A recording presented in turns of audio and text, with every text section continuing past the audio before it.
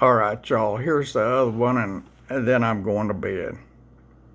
This is from Spurgeon, and his scripture reference is Psalm 66:20, which reads, "Blessed be God, which hath not turned away my prayer." And then Spurgeon's message was, in looking back upon the character of our prayers, if we do it honestly, we shall be filled with wonder that God has ever answered them.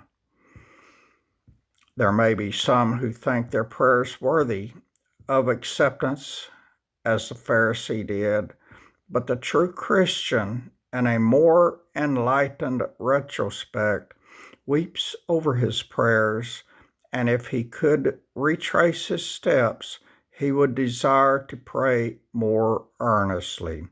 Remember, Christian, how cold thy prayers have been, when in thy closet thou shouldst have wrestled as Jacob did, but instead thereof thy petitions have been faint and few, for removed from that humble, believing, persevering faith which cries, I will not let thee go except thou bless me.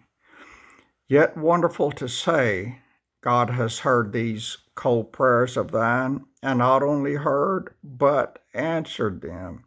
Reflect also how infrequent have been thy prayers, unless thou hast been in trouble, and then thou hast gone often to the mercy seat. But when deliverance has come, where has been thy constant supplication? Yet notwithstanding thou hast ceased to pray as thou once did, God has not ceased to bless.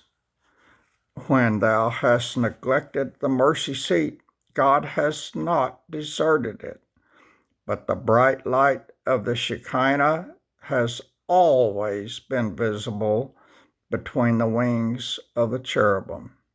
Oh, it is marvelous that the Lord should regard those intermittent spasms of importunity which come and go with our necessities. What a God is He, thus to hear the prayers of those who come to Him when they have pressing wants, but neglected Him when they have received a mercy, who approach Him when they are forced to come, but who almost forget to address Him when mercies are plentiful and sorrows are few.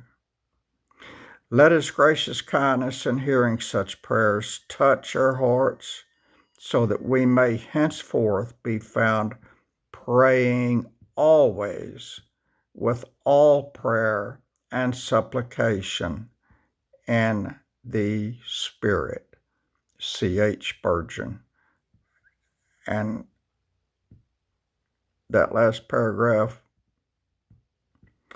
let His gracious kindness in hearing such prayers touch our hearts, so that we may henceforth be found praying always with all prayer and supplication in the Spirit.